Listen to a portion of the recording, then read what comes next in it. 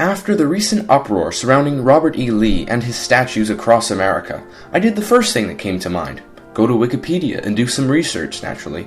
But while I was looking through the page, I couldn't help notice the similarities between Robert E. Lee and a less, well, significant person when it comes to real life. You probably guessed it by the title of this video, it's Count Dooku. If you haven't figured it out yet, spoiler alert, I will be talking about the plot in the Star Wars prequels.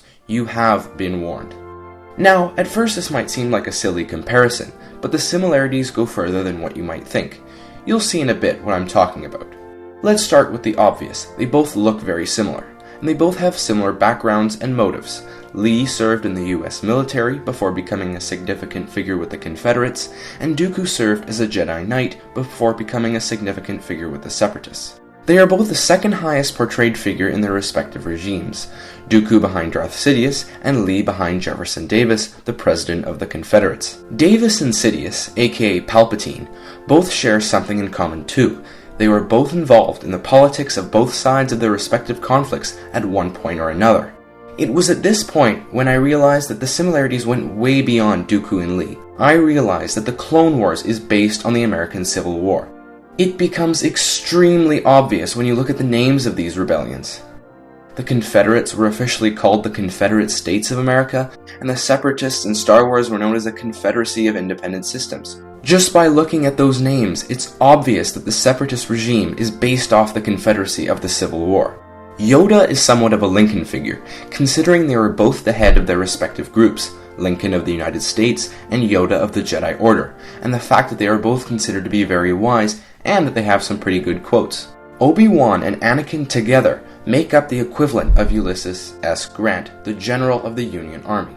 Grant's forces overwhelmed Lee's forces in the Siege of Petersburg, leading to Lee and the Confederates' surrender, which is a parallel to Obi-Wan and Anakin dueling and defeating Count Dooku, even though Dooku dies but Lee does not.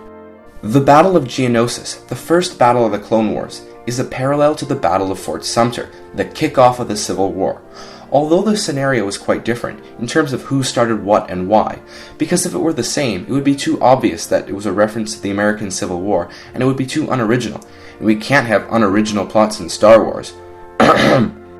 In The Phantom Menace, all the politics being discussed about trade disputes, taxation of trade routes, and motions of no confidence, yada yada yada, which you probably don't even remember because everybody's eyeballs and eardrums were sore from Jar Jar, and because, well, what kid doesn't love listening to trade squabbles and the impeachment of a corrupt bureaucrat? Because we all know that every parent has that problem where their kid watches too much C-SPAN. Johnny, turn the TV off, it's time for bed.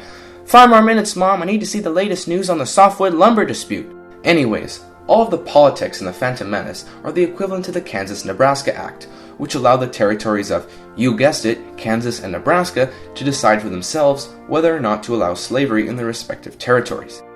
The Kansas-Nebraska Act caused chaos in Kansas as pro-slavery supporters caused violence in the territory, which was coined Bleeding Kansas, and it was a prelude to the Civil War and fueled a political crisis in the capital. Its parallel in Star Wars is the Trade Federation invading Naboo, fueling a political crisis in the capital. Both of the scenarios in Star Wars and in real life resulted in a new leader somewhere down the line with Lincoln and Palpatine, with a fresh ideology with a different view on the current situation, which inevitably ended in conflict. I know I said before that Yoda was somewhat of a Lincoln figure, but before Palpatine was revealed as a Dark Lord of the Sith, he was the Lincoln who claimed to want the Republic to stay together as one. Now, I know what you might be thinking. In Star Wars, the war ended in a sinister empire, while the American Civil War resulted in freedom. I get that argument, however, there are a lot of similarities there too. In the American Civil War, habeas corpus was suspended. In other words, the right to be brought before a judge if you were charged with a crime was suspended. That's actually quite dangerous, and along with other factors, it can cause corruption and the very thing that the United States sought to replace. President James Madison once said, "If tyranny and oppression come to this land, it will be in the guise of fighting a foreign enemy." Now, the Union did not recognize the self-proclaimed Confederate States of America as a country, therefore excluding it from being considered foreign, but the context is still there. With the wrong people with too much power during a time of war, making a reference to our friend from Star Wars over there, corruption could become an even greater threat to a way of life than whoever is being fought on the battlefield. I am obviously making a parallel to the end of the Clone Wars, where the Separatists were defeated by the Republic, but the Republic became an evil empire which was worse than the Separatists.